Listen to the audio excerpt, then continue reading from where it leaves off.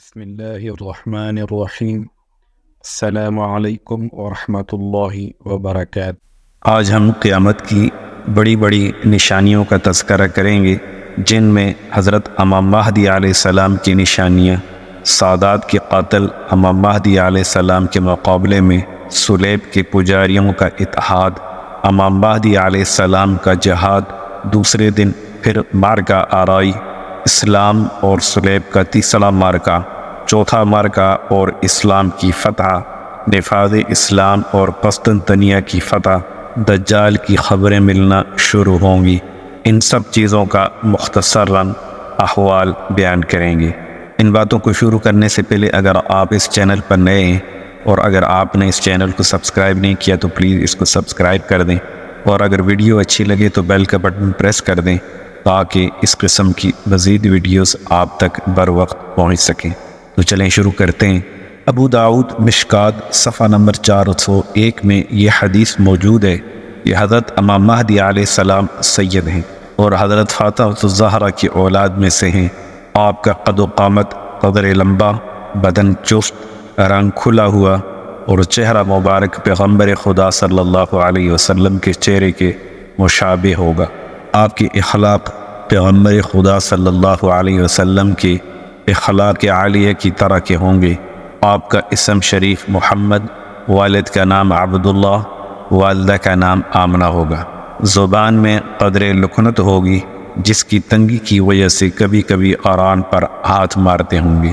آپ کا علم لدنی ہوگا، یعنی دنیا میں موجود کتابوں سے علم کے محتاج نہ ہوں گے۔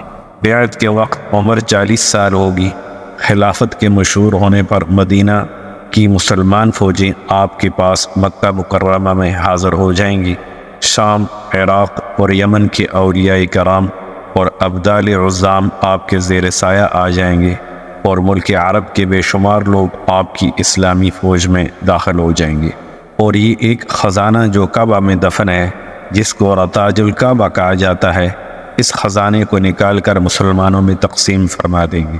ابو داؤد میں ہے کہ امام مہدی علیہ السلام کے خزانے کو نکال کر تقسیم کرنے کی خبر جب اسلامی دنیا میں پھیل جائے گی تو خراسان سے ایک شخص بہت بڑی فوج لے کر امام مہدی علیہ السلام کی مدد کی سعادت کے لیے پہنچے گا۔ اس لشکر کا سب سے آگے والا دستہ منصور نامی ایک شخص کے زیر کمان ہوگا، اور یہ لشکر تخت و تاراج کرتا ہوا راستہ ہی میں بہت سے عیسائیوں اور بددینوں کا صفایا کر ڈالے گا۔ ابو سفیان کی اولاد میں سے ایک ظالم سادات کو قتل کرے گا، اور اس کا حکم ملک شام اور مصر میں چلے گا۔ وہی شخص اہل بیت کا دشمن ہوگا، جس کے ننہال قوم بنو کلب ہوگی۔ یہ شخص حضرت امام مہدی علیہ السلام کے مقابلے کے لیے ایک فوج بھیجے گا۔ جب یہ فوج مدینہ منورہ کے درمیان ایک میدان میں آ کر پہاڑ کے دامن میں مقیم ہوگی تو اسی جگہ اس فوج کے نیک و بد عقیدے والے سب کے سب زمین میں دھنسا دیے جائیں گے، کیونکہ یہ لوگ حق کے مقابلے میں آئیں گے اور باطل کی حمایت میں ہوں گے۔ اسی وجہ سے ان کے عقیدے کی صحت بھی ان کے کام نہ آ سکی اور سب دھنسا دیے جائیں گے۔ البتہ قیامت کے دن ہر ایک کا حشر اسی کے عقیدے اور اعمال کے موافق ہوگا، مگر ان سے صرف 2 آدمی بچ جائیں گے۔ ایک امام مہدی علیہ السلام کو اس واقعے سے مطلع کیا جائے گا، اور دوسرا سفیانی کو اس دھنسنے والے واقعے کی اطلاع دے گا۔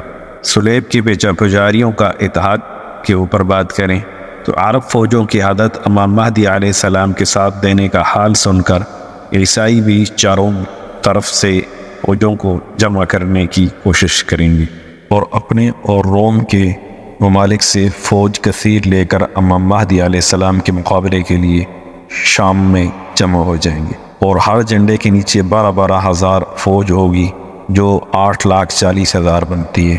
اور حضرت امام مہدی مکہ سے کوچ فرما کر مدینہ منورہ پہنچیں گے، اور پیغمبر صلی اللہ علیہ وسلم کے روضہ کی زیارت سے مشرف ہو کر شام کی جانب روانہ ہو جائیں۔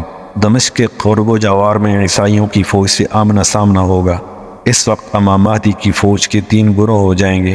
ایک گروہ نصارہ کے خوف سے رائے فرار اختیار کرے گا، اللہ تعالیٰ انہیں کبھی بھی معاف نہیں فرمائیں گے، کیونکہ وہ میدان جہاد سے بھاگنے کا بڑا گناہ کر چکے ہوں۔ باقی لوگوں میں سے کچھ خوش نصیب تو شہید ہو جائیں گے اور بدر اور احد کے شہداء کے مراتب حاصل کر لیں گے، اور کچھ عیسائیوں کے مقابلے میں ڈٹے رہیں گے حتیٰ کہ فتح حاصل کر کے ہمیشہ کے لیے گمراہی اور برے انجام کے اندیشے سے چھٹکارا پا لیں گے۔ گویا انہیں ایمان پر مرنے کی خوشخبری بھی مل جائے گی۔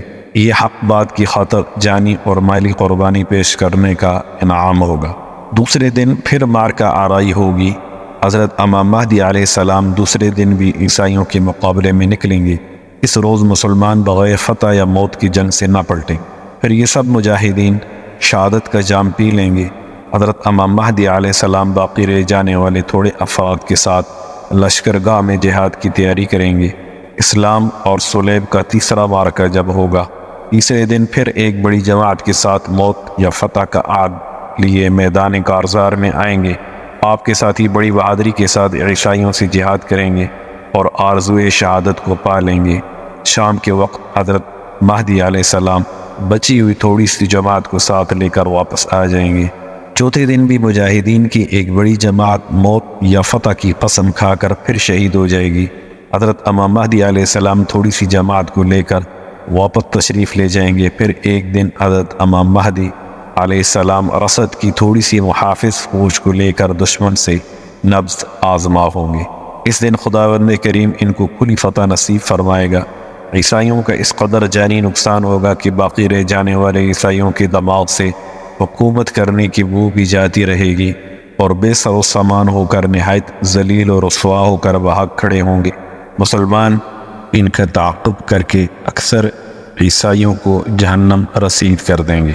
اس فتح کے دن حضرت مہدی علیہ السلام مجاہدین کو بے انتہا انعامات سے نوازیں گے، لیکن ان جانبازوں کے دلوں میں حب الہی اور جنت کا شوق اتنا غالب ہوگا، اس مال و دولت کے ملنے کی انہیں ذرا بھی خوشی نہ ہوگی۔ اور دوسری وجہ خوشی نہ ہونے کی یہ ہوگی کہ اس جنگ کی بدولت بہت سے خاندان اور قبائل ایسے ہوں گے جن میں سے 1% آدمی بچا ہوگا۔ بعد ازاں حضرت امام مہدی علیہ السلام اسلامی شہروں کے انتظامات اور فرائض حقوق العباد کو پورا کرنے میں مصروف ہو جائیں گے اور اس مقصد کو پورا کرنے کے لیے چاروں طرف اپنی فوجیں پھیلا دیں گے۔ ان مہمات سے فلاوت پر قسطنطنیہ کی فتح کے لیے روانہ ہوں گے۔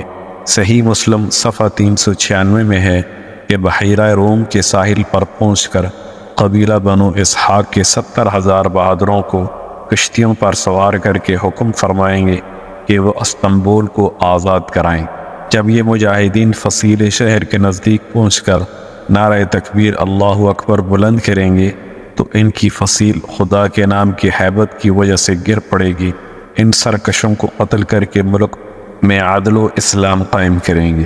حضرت مہدی علیہ السلام کی ابتدائی بیعت سے اب تک 7 سال کا عرصہ گزر چکا ہے۔ امام مہدی علیہ السلام ملک کے انتظام و انصرام میں مصروف ہوں گے۔ ان تک یہ افواہ پہنچے گی کہ دجال نے مسلمانوں پر تباہی ڈالی ہے۔ اس خبر کو سنتے ہی حضرت امام مہدی علیہ السلام ملک شام کی طرف رخ فرما لیں گے، لیکن جانے سے پہلے اس خبر کی تصدیق کریں گے اور دجال کے نکلنے کی خبر کی تصدیق کے لیے ایک وفد روانہ فرمائیں گے۔ وہ وفد 5 یا 9 سواروں پر مشتمل ہوگا۔ ان سواروں کے متعلق حضور صلی اللہ علیہ وسلم فرماتے ہیں کہ میں ان کے ماں باپ اور قبائل تک کے ناموں کو جانتا ہوں اور ان کے گھوڑوں کے رنگ تک جانتا ہوں۔ اور اس وفد میں شامل لوگوں کے متعلق فرمایا کہ وہ روئے زمین پر اس وقت سب سے بہتر انسان ہوں گے۔ تحقیق کے حال کے بعد جب یہ خبر جھوٹی ثابت ہو جائے گی، جلدی کو چھوڑ کر دوبارہ سے ملک و ملت کے کاموں میں مصروف ہو جائیں گے۔ ابھی تھوڑا ہی عرصہ گزرے گا کہ دجال ظاہر ہو جائے گا۔ آج تک کے لیے اتنا ہی کافی ہے۔ انشاءاللہ اس سے اگلا حصہ اگلی ویڈیو میں عرض کریں گے۔ تب تک کے لیے السلام علیکم ورحمۃ اللہ وبرکاتہ۔